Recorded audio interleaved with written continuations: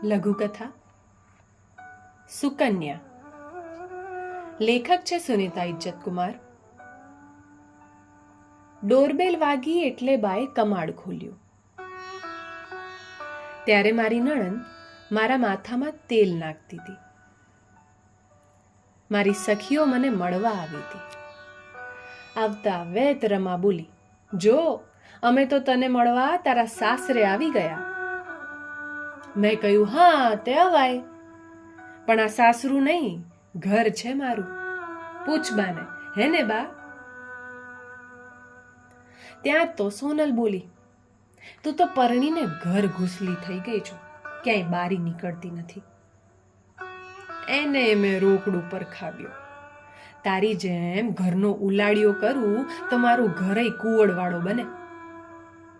આ સાંભળી ટીના બોલી, તું તો એવી ને એવી બોલકી ને હાજર જવાબી છો. હું બોલું એ પહેલા મારી નણંદ જ બોલી, સખી, મારી ભાભી તો કોકિલ કંઠી છે. આ સાંભળી મને બેન પર એવું હેત ઉભરાયું કે બિચારા શરમાઈ ગયા. એટલામાં સુકેતુ ઓફિસેથી આવ્યો. સખીઓ એને વીંટળાણી. મારે ફરી સૌને ખીજાવવું પડ્યું. તમે ટેસડા કરવા આવી છો, પણ એ તો ઓફિસેથી થાક્યો પાક્યો આવ્યો છે, એને માફ કરો.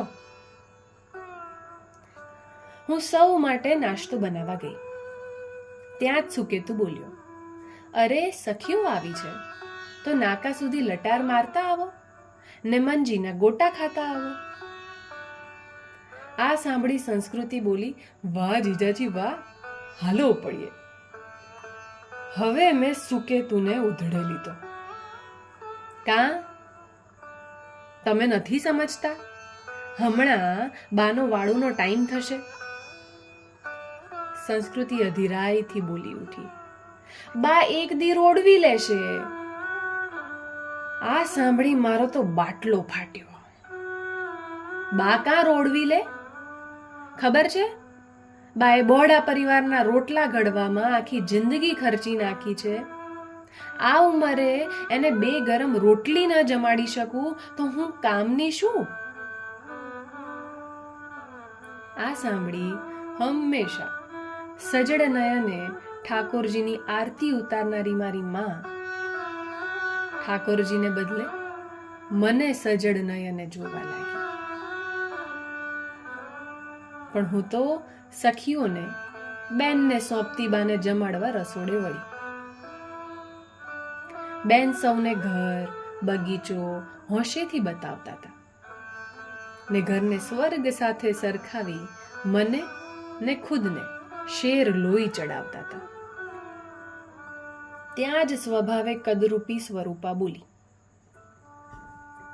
ઘર મહેલ જેવું છે, પણ શુકેશીએ પોતાના પંડનું ધ્યાન નથી રાખ્યું. કેવી વધી ગઈ છે. આ સાંભળી હું રસોડેથી બારી નીકળી ને રોકડું પર ખાવતા બોલી, સૌને મારું ઘર સ્વર્ગ જેવું લાગ્યું ને?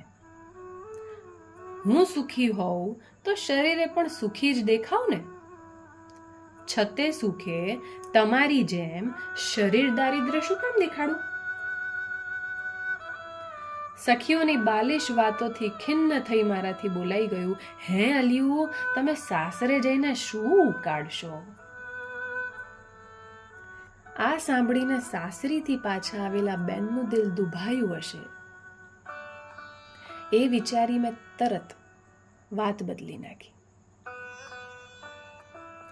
કોણ જાણે પણ વળતે દાડે બેન મારી જેમ વહેલા ઉઠી નાસ્તો બનાવતા હતા. મને જોઈને ધીરેથી બોલ્યા, ભાભી, તું બાને કહેજે ને કે મારે મારા ઘરે. આટલું બોલતા તો બેન ઢીલા પડી ગયા,